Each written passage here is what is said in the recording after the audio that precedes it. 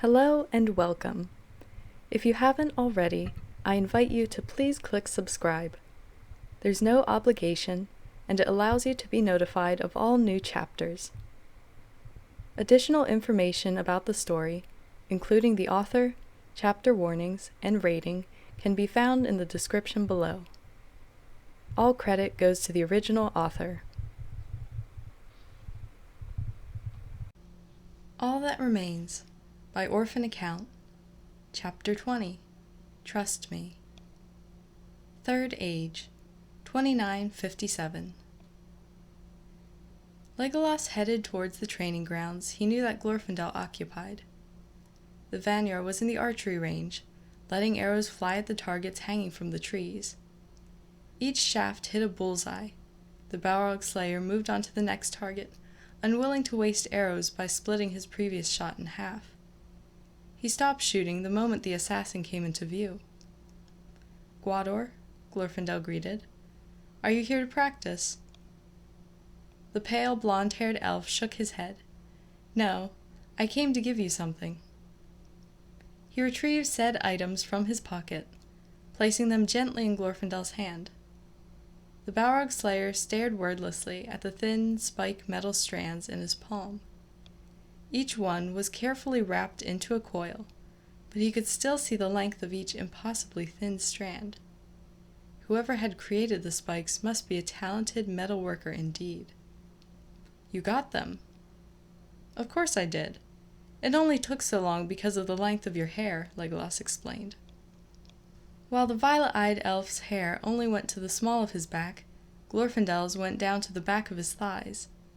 Despite what had occurred, before he had been resurrected, the Vanir was determined to keep his locks long. Elves did not make the decision to cut their hair lightly.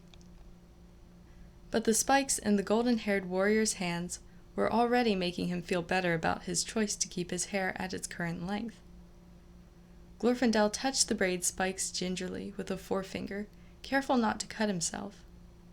Even with his caution, he could feel the points on his fingers. "They're very sharp. How do I put them on?" "Allow me," Legolas offered. Glorfindel unwound his warrior braids, and the violet-eyed elf retrieved one of the braid spikes.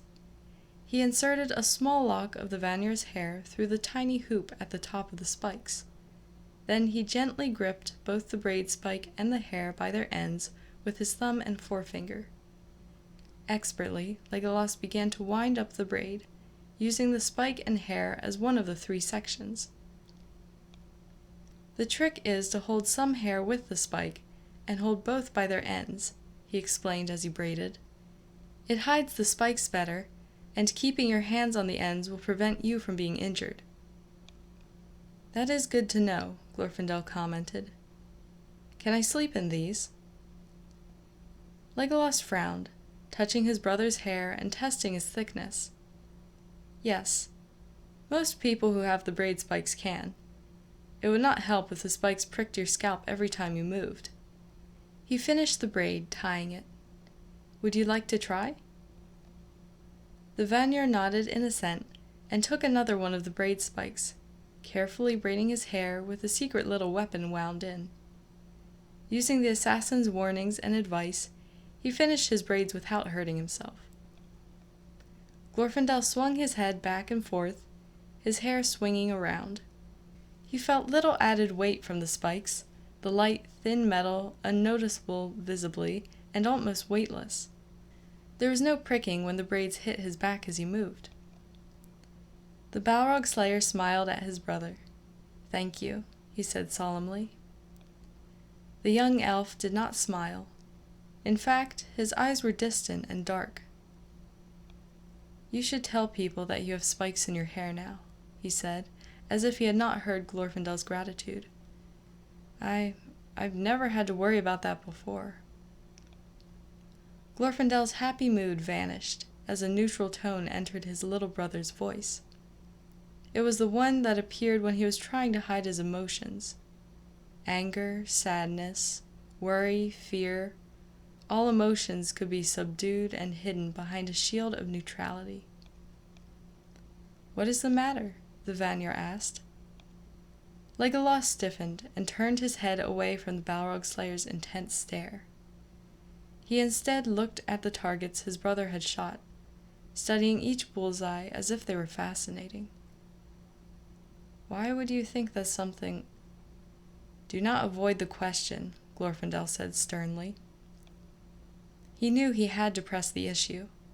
Esgil was the type to let his thoughts fester, unwilling to let other people know what was bothering him because he did not wish to burden them. Legolas bit his lip, trying to decide whether he should tell his brother about the heavy weight upon him that had been haunting him for the past year. Gwador, he said softly at last, looking at the ground. Last year in Mirkwood, when I rescued Estelle, I was too afraid to fight alongside them in battle. I have not fought alongside others in a skirmish like that before, and I was afraid that I would get them hurt. How? The Vanir asked. The assassin shifted his weight, fingering one of his daggers. In battle, my instincts are to dodge incoming blows. What if, by doing that, the blow meant for me swings past and strikes one of my allies instead? Or what if, instead of striking out against an enemy, I instead kill my friends? Fighting is so instinctive, and I'm so used to fighting alone with only enemies around me. What if I accidentally cause harm to a friend because of this? The fear in his voice and eyes was very real, and the Balrog Slayer's heart went out to his brother. He had been alone for so long, even with him, Radagast, and Bilbo. The only battle he had fought in alongside allies was the Battle of the Five Armies. Glorfindel knew only bits and pieces from what the assassin had told him, but knew enough to recall that Esgil had fought side by side with Thorin and his nephews. "You were all right in the battle," he said. Legolas sighed. "When I was with Fili, Kili, and Thorin, I was forced to stay in one spot, literally back to back with them. I knew they were there, and I knew that I had to block and dodge because they were right behind me the entire time. My instincts do not normally matter in large-scale war anyway, because everyone is far enough away from each other that I can dodge with no problems. But in smaller battles, the area in which myself and my allies will be moving about is greatly decreased. Also, we will either be acting as separate mobile fighters or united units while slaying our enemies. I'm not used to that. I'm used to fighting with just me. It did not matter if a spear went past me. It would only hit an enemy. I did not need to look while stabbing behind me. There were only orcs in the battles. I don't feel comfortable about fighting with allies. I'm just so used to being alone." Glorfindel thought about this a long time, before his expression brightened as an idea came to him. "That is simple enough to fix. Come with me, Esgil." He walked off with a determined air, Legolas drifting behind him. "What are we doing, Gwador?" he questioned. "We're gathering some elves to help teach you how to fight with allies," the Balrog Slayer said, as if it was the most obvious thing in the world. 20 minutes later, 17 elves plus Aragorn were gathered in a wide open space in the training grounds. Galadriel, Celeborn, Aristor, and Elrond stood near the side of the clearing. Legolas, Glorfindel, Aragorn, Thranduil, Elladan, Elrohir, Arwen, Baraneth, Thale, Rainor, Uilos, Haldir, Rúmil, Thimben, Heled, and Orifin were gathered near the center. The Balrog Slayer stood beside a pile of training swords, which were wooden rods that had the same balance, weight, and length as real swords. "Thank you all for agreeing to participate in this lesson," the Vanir began. "Our purpose here today is to help Esgil learn how to fight alongside allies, something he has never done before. This will benefit us as well, in case we must fight alongside him in the future." The warriors all nodded. Some were there to support and help Esgil, others just wanted to see the assassin in action, and still others, meaning Baraneth, were hoping that they would get the chance to get back at the young elf. Legolas was surprised that Thranduil was participating in the lesson, instead of watching like the other higher-classed elves. When Glorfindel questioned the Elven King about this, he shrugged and said, "I haven't fought in a while. I want to make sure my skills are still sharp." Accepting this, the Vanir walked around, passing out the training swords. He then brought out an altered pair, which Legolas quickly realized were fashioned after his daggers. Glorfindel handed the assassin the wooden weapons, and the pale blonde-haired elf tested their weight and balance. They were the same as his real daggers. "Please put all real weapons at the edge of the arena," Glorfindel ordered. The warriors unstrapped scabbards and laid down knives.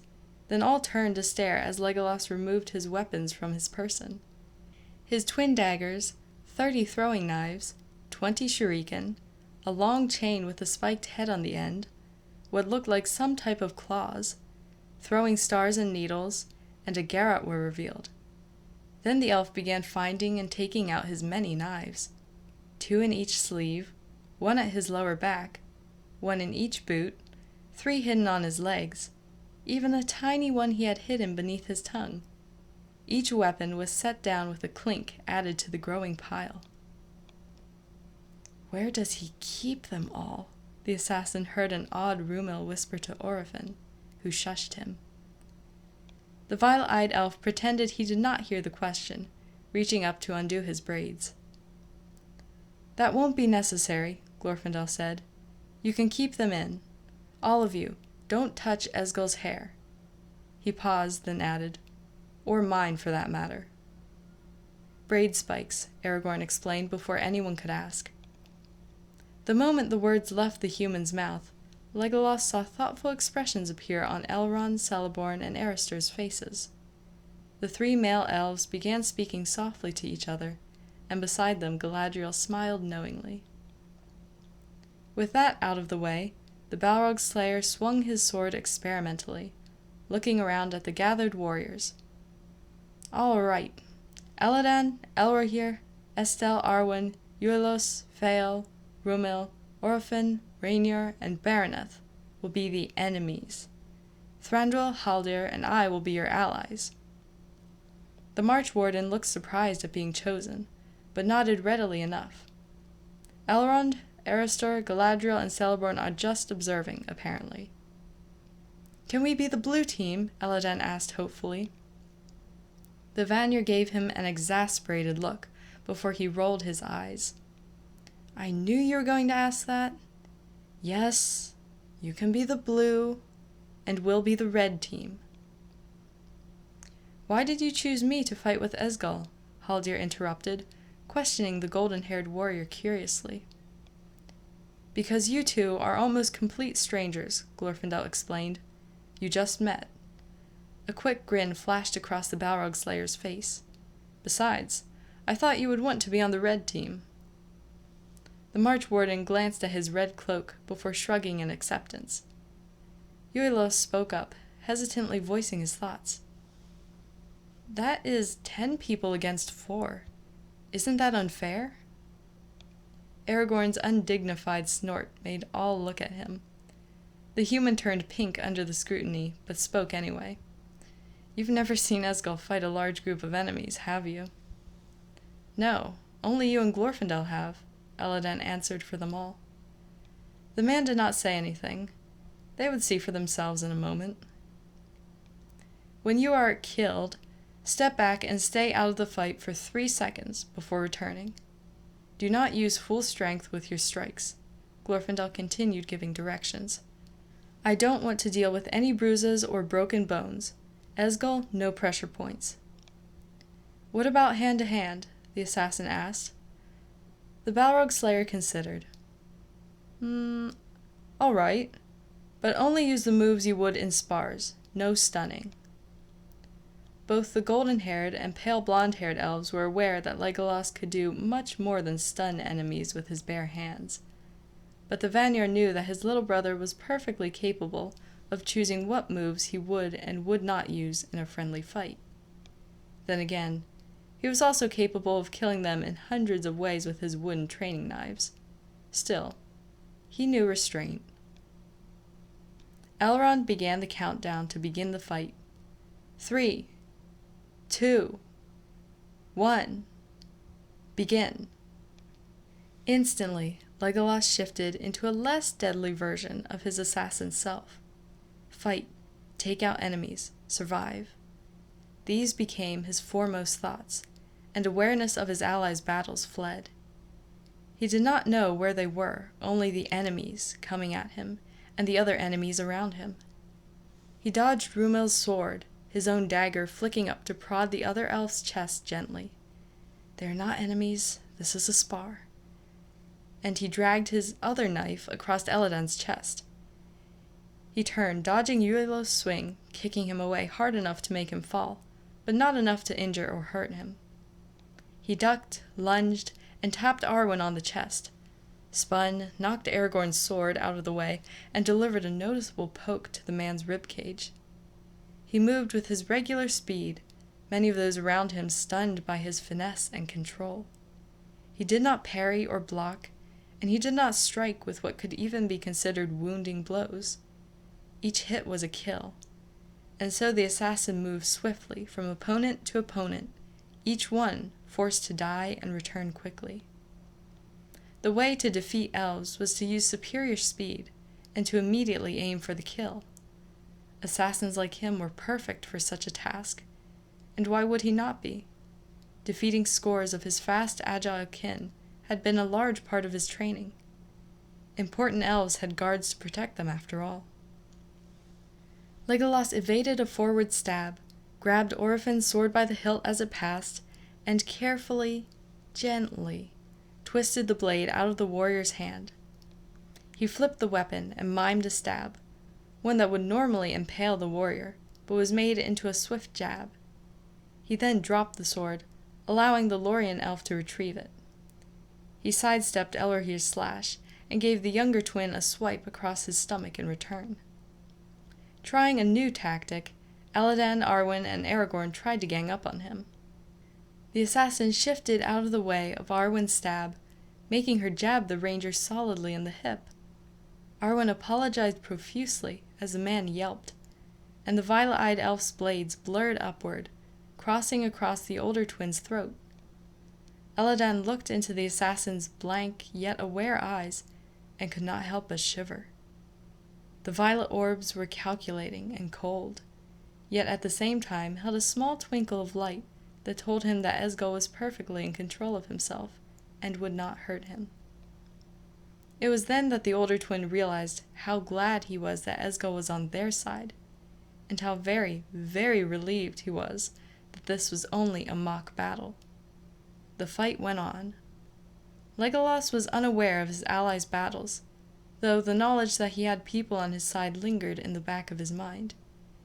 He did not attack them, but was not fully acknowledging them either, as if he was caught in a mantra he could not escape.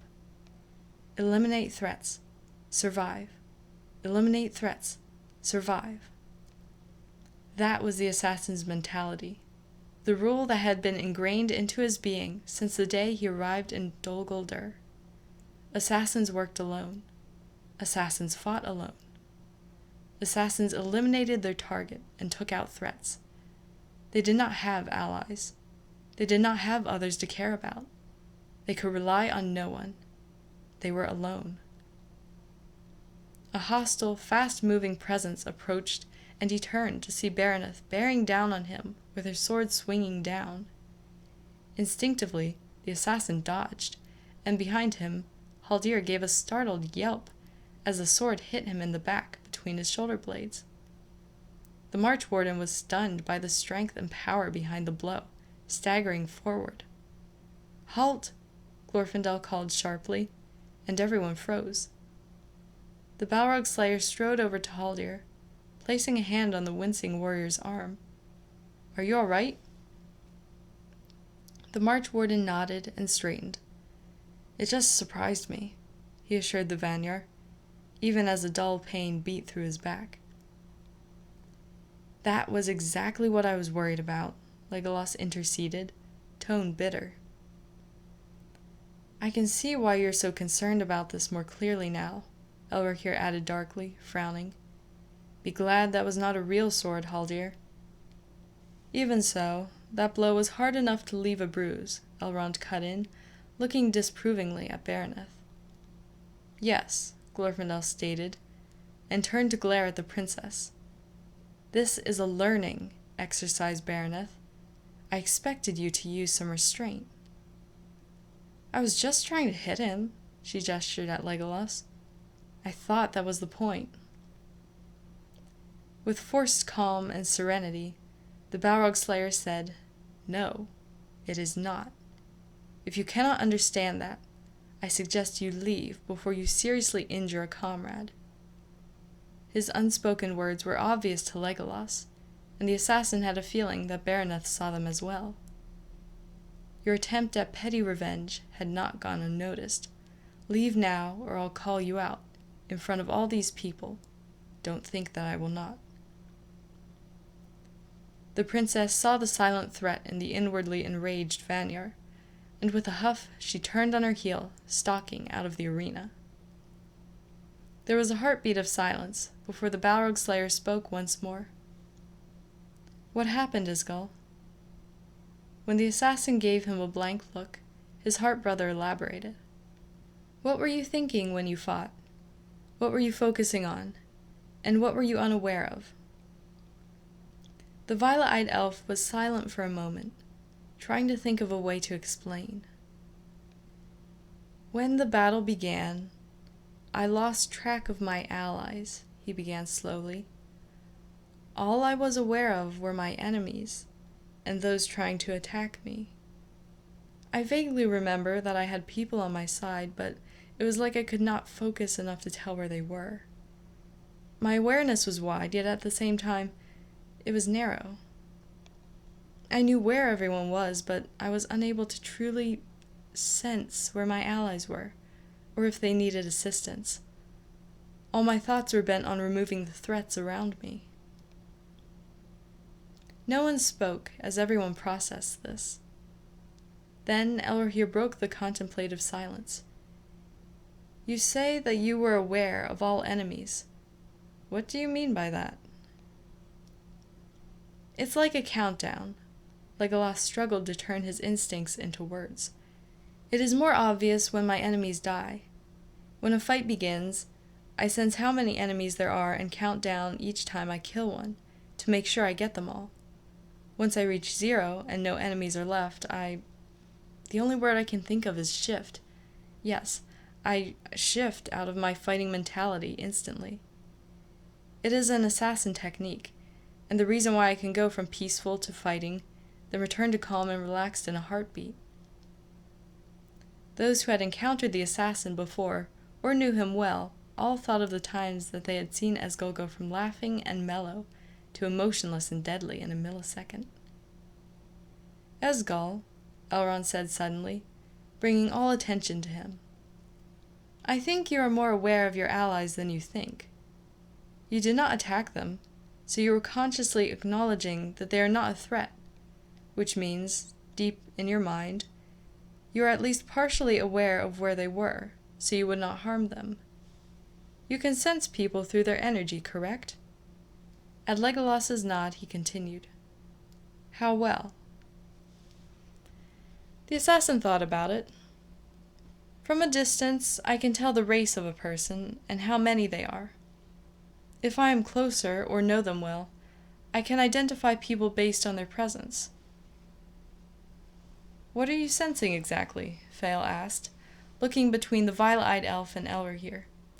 You keep mentioning energy and presences. The younger Rivendell twin shrugged, but Legolas had an answer.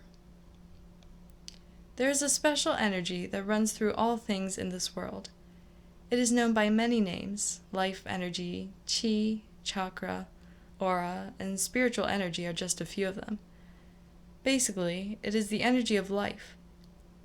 In some, this energy merely exists within them, its only purpose being to exist within them. In others, like elves and wizards, This energy can be used to perform magic. By magic, I mean anything from spells to words of healing. For example, when Lord Elrond heals, he takes some energy out of his own body and transfers it to the injured person, increasing their waning energy and healing them. A transfer of energy is also why— He hesitated, then continued softly. Why the ring is so powerful, and also why Sauron needs it in order to regain power. When he created it, he used much of his own energy, too much in fact. That is why he cannot return or survive without the ring. The energy flowing through people creates their presence, and each presence is unique, which allows me to identify them with my sixth sense. Out of words, he stopped, waiting to see what the older elves were thinking. Is that how I can sense orcs? Elrohir questioned instead. I sense their dark energy? Yes, the assassin said simply. Elrond and Eristor were quiet, seeming to communicate silently as they looked at each other. Moving eyebrows, small gestures, and minute nods were all that passed between the lord and scholar, but Legolas could tell it was much more. Finally, the Paradel Lord turned to the violet-eyed elf. From what you have said, I am guessing that your sensing abilities are very sharp, and you are able to identify others easily through their aura, he began. Try doing this. Focus on each person's presence constantly in the battle, just enough to distinguish your allies from your enemies. Theoretically, this will help you keep track of your friends in the melee, keep your focus from becoming too narrowed, and allow you to adapt your fighting style whenever you need to in order to protect them. This will also allow you to fight normally whenever they are not close by, without having to worry about striking or ignoring them. Do you understand? I believe so, the assassin murmured. The Paradel wanted him to use his sixth sense in fights? He supposed that it could work. Elrond was right. It would most likely keep him from sinking completely into his assassin mindset and thinking he was absolutely alone. I will try. Everyone was staring at him expectantly. The assassin shifted uncomfortably under their gazes. Could you look at something other than me, please? He asked. He did not mean to sound rude, but having all of those eyes on him was unnerving. Deliberately, Aragorn began speaking softly to Arwen and the twins, and the other warriors all gathered into small groups, murmuring to each other. The buzz of their voices was surprisingly calming, rather than distracting. Elrond seemed to notice Legolas's more relaxed state. Focus your awareness, Esgil, the Elf Lord said quietly. Feel each one of us around you. Legolas did as he asked, breathing in and out slowly as he drew upon his sixth sense. He could sense each person around him, their presences bright and bold to his senses. The elven lords and ladies blazed, their family glowing only slightly dimmer. If the presences had colors, all of the elves would have had hints of gold in their auras. Galadriel and Celeborn would be a blazing gold and white, as would Glorfindel, though his would have a hint of aquatic bluish green. Elrond, Elrohir, and Elladan would also be gold, but with small sparks of sapphire blue. Eristor's aura would be a lighter gold, with a lighter, gentler azure. The Lothlorien warriors would have auras of the same brilliant gold and white as their lord and lady, though less potent and bright. The Rivendell warriors would also have less gold, but more sky blue. Compared to their lords and the kin of their leaders, their auras would be softer, less powerful. The royal family of Mirkwood would be a shimmering gold, with earthy browns, shining silvers, and emerald greens mixed in. That was with the exception of Baraneth, who would have a streak of red to represent her anger. The Mirkwood warriors would also have green and brown mixed in, but with much less gold. Aragorn's aura would have no gold, but would be glowing silver and shining blue with tiny hints of brown, bright among humans, yet dull among the elves. He was a Dunedain, long-lived and kingly, but was also mortal. Still, he was strong of will and great in spirit, so his aura would blaze powerfully for one of his race. As Legolas contemplated this, turning the presences into colors in his mind, he slowly began to distinguish between each person's presence. As if he were seeing their faces, he could recognize them, picking out each individual. The assassin exhaled and opened his eyes, the violet orbs glowing. "I am ready to try again." The warriors gathered once more in the clearing, ready to fight. Again, Elrond counted down, and the moment he shouted to start, the fighters were moving. Everyone's presences hummed at the back of Legolas's mind like a distant thought, the vague awareness of his allies just strong enough for him to tell where they were. It would be even easier to fight where his enemies were all orcs or other dark creatures. Even evil men had presences of shadow and darkness, their souls corrupted from their allegiance to the enemies of the free people. As the assassin dodged a strike from Thimben, he was aware of Thranduil blocking a blow from Fael. As the young elf tapped Elrohir on the kidney, he knew that nearby Glorfindel and Thranduil were currently fighting back to back. He darted towards the two, blades jabbing and sweeping as he ran, hitting each one he passed quickly before they could react. He was so fast.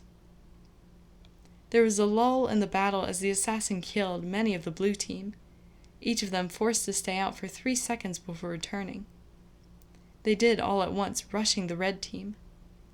Legolas sidestepped Arwen's downward slash, pushing her blade aside to imbalance her and sweeping her legs out from under her.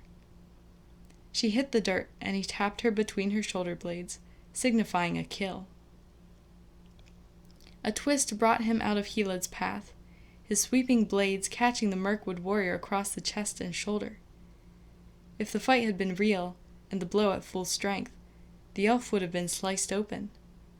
Instead, he just felt controlled pressure on his torso, another death on his part. He sensed Elladan sneaking up behind Haldir, while Elrohir and Thimben distracted him. A throwing knife, handle first, would have solved that problem, but such an option was unavailable currently. Thinking fast, the elf picked up a loose piece of bark, throwing it at the older twin. Elladan yelped as the projectile smacked into him in the back of his head, only hard enough to be noticed. Haldir turned and jabbed at the older twin. That done, his eyes met the assassin's, and the violet-eyed elf mouthed, "Watch your back." The March Warden nodded in acknowledgement, then returned to his battle with the other 2 warriors, taking care of them quickly. His ally out of danger, Legolas faced his next group of enemies. Moving and swaying, he was like water as he flowed around them, all of them unable to touch him, as if he were smoke drifting through their fingers. With tiny shifts, little sways, lightning-fast strikes, and controlled blows, he was in his element. He rapped both Helad and Rainor on the chests, spun and slashed, and tilted his head to avoid Fael's stab. The prince came at him, and Legolas shifted, grabbing him as he went by and throwing him, gently, down on the ground. A touch of his blade to the silver-haired elf's throat told the prince he was done for. Legolas's ever-present awareness flickered, telling him of another enemy coming up behind him. The elf faced Aragorn, the man bearing down on him with his sword raised. At the back of the assassin's mind, a presence flared in warning. Thranduil was behind him. Legolas did not dodge, but blocked. Aragorn flinched slightly as their training weapons connected, startled that the assassin had not moved. He recovered instantly and kept fighting, slashing at the elf. A quick flick, followed by a definitive prod to the chest, made the man retreat. Glorfindel saw the whole thing and grinned, calling a halt to the mock fight. The 2 sides broke apart, many panting heavily from exertion. "How many times did you get killed?" Reeealllyyy asked his brother wearily. Orphan thought about it. I think at least 10. You? The Lorien warrior grimaced. 13. If that had been a real battle, we all would have been dead in a couple minutes, Thimben said, slightly awed. From what I saw, that is the truth. I doubt there would be anyone left for the rest of the red team. You are very skilled, Esgil, Thranduil said approvingly, smiling at the young elf. Legolas hesitantly smiled back, heart lifting at the Elven King's words. For some reason, he felt confusingly happy after receiving the compliment. Aragorn scoffed.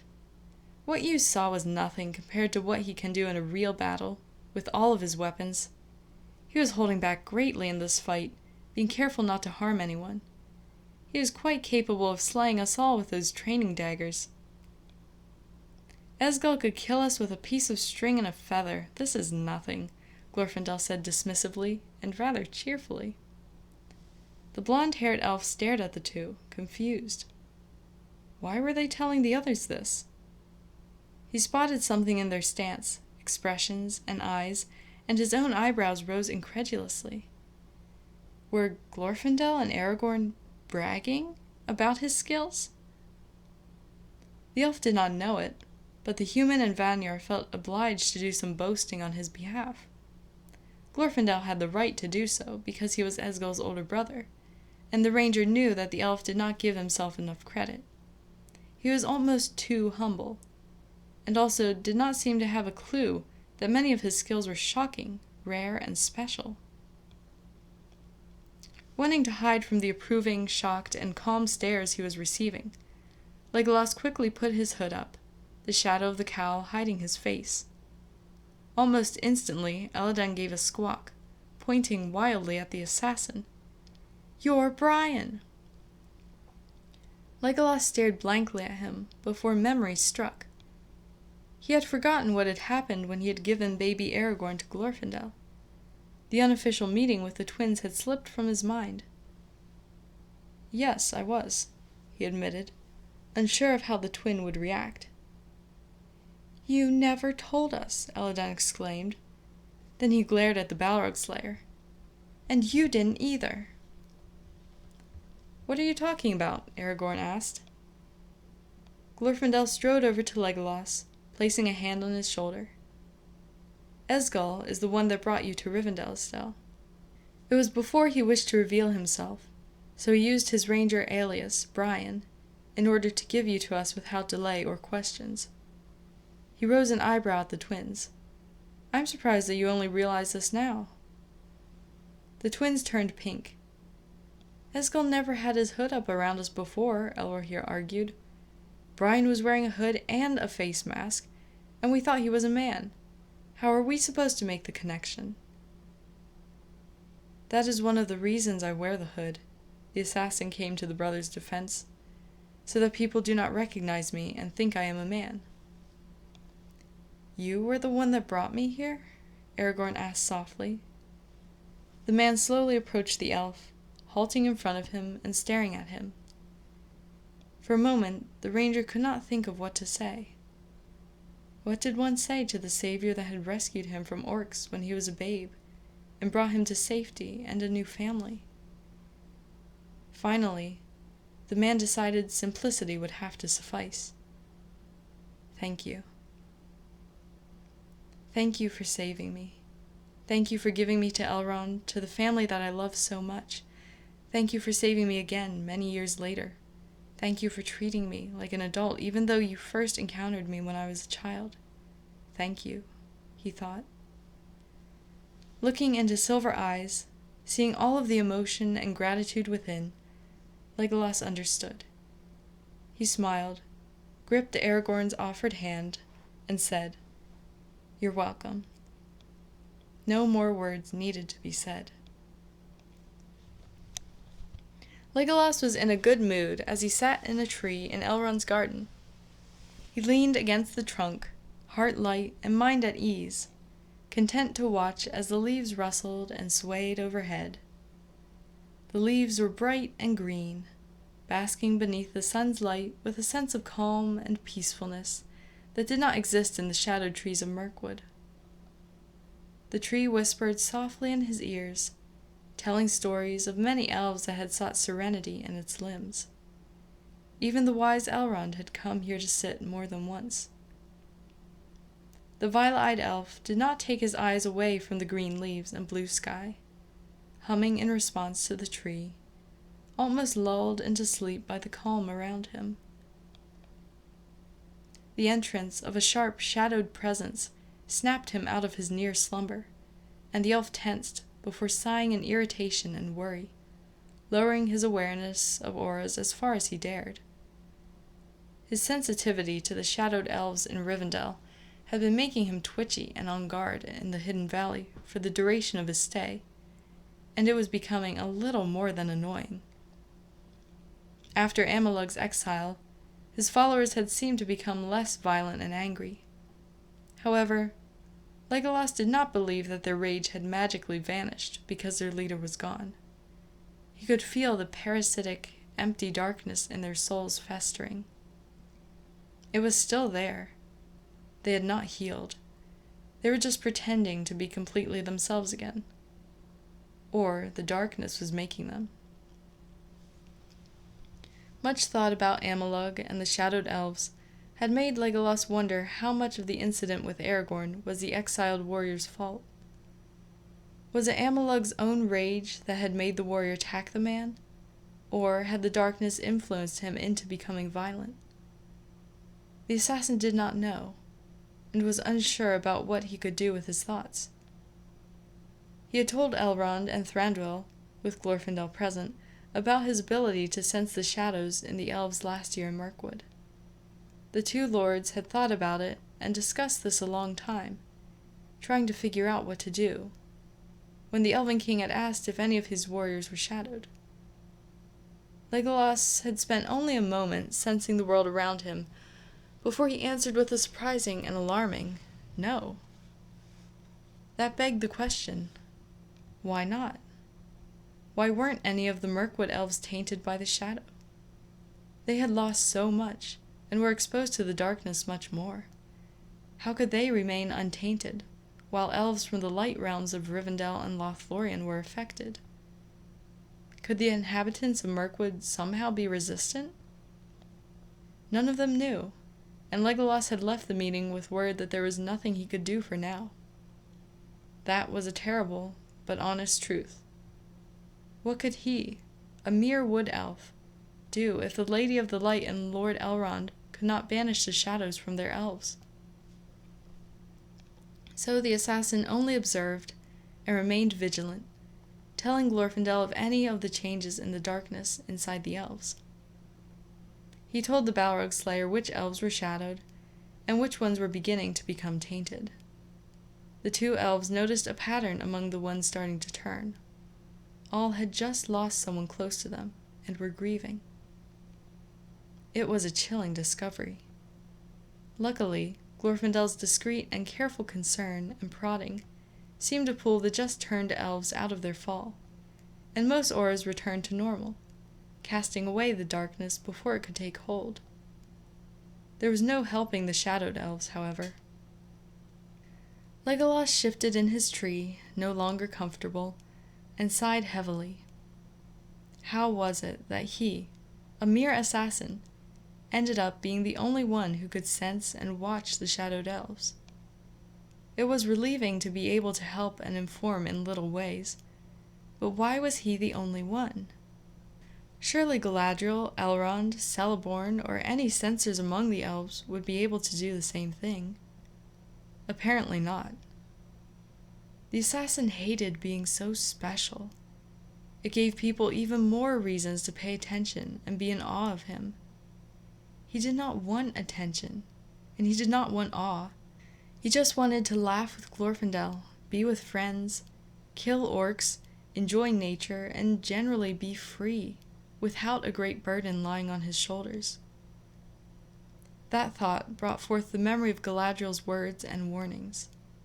His thoughts now buzzing with 1,000 new worries, Legolas gave up with trying to relax. He He leapt down to the ground, landing noiselessly. Before he could walk away, however, some laughing valor decided to throw another source of concern at him, just to see how he would react. "You!" The violet-eyed elf closed his eyes, breathing out slowly even as his muscles tensed, ready for a fight. "My name is Esgil," he said calmly, turning the shoulder. Baroneth glowered at him, one hand on her hip, while the other still grasped the training sword from the mock battle earlier. "What are you doing here?" she demanded. "I was speaking to the tree," Legolas said honestly. She was half wood elf. Surely she would understand. The princess scoffed. "Of course you were. Because that's what you do to pass the time when you're not humiliating warriors." The assassin blinked in confusion. "Excuse me?" "Don't act innocent," Baroneth snarled, gripping the training sword tightly. "You think you're so special. You can kill 100 orcs by yourself. You can hide in plain sight. You can speak to shadowed trees. You save people." Sarcasm dripped from her voice with every word, and Legolas was suddenly reminded of a venomous snake and a warg. "You think that you know everything, but you're just a naive little fool and a freak." She spat the word like it was poison, and despite himself the young elf flinched. Noticing this, Baroneth sneered at him. "You don't understand anything about social classes, do you? My father, Elrond, the twins, my brother, Galadriel, Celeborn, even Estelle, we're all royalty, elf lord and ladies, the highest class in our realms. We are the leaders, the powerful ones, the lords. So why would we befriend or care about a homeless freak like you?" Legolas opened his mouth to respond, but the princess cut him off, aloof and cold. "Why else would nobles care about scum? We pity you. Glorfindel truly cares, even I admit that, but the rest of us, Lord Elrond, my father, the Lady of Light, please, they don't care about you. They just want to make sure you don't help the enemy." She laughed, cruel and cold. "They may pretend to be nice, for formality's sake, but in reality, they're only pitying, using, and trying to control you. You're just a weapon to them, and always will be. I have no idea how you even thought otherwise." The assassin was overwhelmed by the accusations and truths she threw at him, uncertainty taking hold. He had seen nobles in human settlements, and witnessed how they treated those lower than them. Peasants were like trash to some of the human lords. Why would elven nobles be any different? "It's not true," Legolas told himself. "They are my allies and friends. They aren't like those humans." But then again, Thranduil and Elrond had asked him not to tell anyone about the shadowed elves, and told him to inform them if anything changed with the Tainted Ones. But that was a normal thing to ask, right? It was not like they were using him. But Galadriel had just told him not to let out his glow, and Elrohir and Elladan had wanted to use his skills for their own purposes when they first found out about them. It was only because they wanted to spread mischief, a benign reason. They didn't want to use me for anything serious. The seeds of doubt had been sown into his mind, and Baroneth smirked as she saw worry, doubt, and fear flash across the assassin's face. She spotted 2 elves entering the garden, and her cold grin widened as she recognized them. Without warning, she struck, swinging her training sword at Legolas with all of the strength she could muster. The assassin reacted, jerking back, but his distraction and inner conflict cost him. The wood slammed into his left wrist, and the young elf could not stop the gasp of pain that escaped him as a sharp crack echoed through the garden. He leapt backwards, cradling his arm to his chest, and staring at Baroneth with large, hurt eyes. The princess felt a tiny flicker of remorse before she shoved it away. The freak needed to be put in his place. "Run along and tell one of the lords or my father about this little incident," she bluffed, jeering. "See if they care." Legolas hesitated, and his eyes fell on the two elves that were watching the encounter. Both had not moved or protested against the princess's actions, and both had aloof, triumphant expressions on their faces. They were not shocked or horrified. They did not care that he had just been injured. Pain shot through the assassin's chest, so sharp he almost believed it was physical. He did not show how hurt he was, however, his face slipping into a blank mask. He turned on his heel and walked quickly towards the door, thoughts in turmoil. Not watching where he was going, he slammed into someone, both of them falling to the ground. He looked up, and violet eyes met green. Legolas froze. Fael, not noticing the assassin's alarm, mock growled, "Watch where you're going." Normally, Legolas would have heard the teasing in his tone, but reeling from Baraneth's words, the assassin only heard harsh anger in the prince's voice. The violet-eyed elf was off of him so fast that the green-eyed elf was stunned. The blonde-haired wood elf did not look at the silver-haired royal, bowing stiffly and speaking in a voice that was flat and cold. "I apologize, Prince." Before Fael could react to the words, Legolas was gone. He left, too distracted to notice that the two elves that had witnessed Baraneth's attack were shadowed elves, elves that the princess had recognized from her father's list of their tainted kin. In the hall, the young elf halted, tears of pain pricking at his eyes, and his aching wrist clutched to his chest. Baraneth's mocking words and many other things and doubts whirled around his mind, until a single pained thought formed. Could I really have been so stupid? Hurt, confused, and feeling more alone than ever, Legolas made his way to the healing ward, intent on finding binding for his wrist. He would wrap his injury, then leave. There was no need to tell anyone that he was hurt, not even Glorfindel. The assassin had been taking care of his own injuries for years, and would continue to do so. There was nothing wrong with that, because, in the end, the only person he could truly rely on was himself. Back in the garden, Fael rounded on his sister. "What did you do?" She stared at him coldly, something dark in her eyes. "I was just teaching him about social classes and how they should respect their betters." As the two other elves left, the prince stared mutely at the golden-haired elf, momentarily struck speechless. You... For a moment, Baraneth was sure that her brother was going to throttle her. Then he deflated, expression crumbling like shattered glass. He fell to his knees, head in his hands, and the elf was stunned to realize he was crying. "What happened to you?" Fael choked, tears streaming down his cheeks. "What happened to the big sister I looked up to? How did you become so cruel?" "I'm not being cruel, I'm merely putting him in his place," the princess said simply. "His place?" Fael asked, and his emerald-colored eyes darkened. "You never cared about social class before." "That was a long time ago," Baraneth said dismissively. "I have long since realized that it is only proper that lines be drawn between royals and their subjects." "Explain," the silver-haired elf said hollowly. "It is because we are so approachable and friendly with those lower than us that Naneth died," the princess said without preamble, making her brother flinch. She ignored him. If the guards had been doing their jobs properly, then they would have seen the ambush before it came.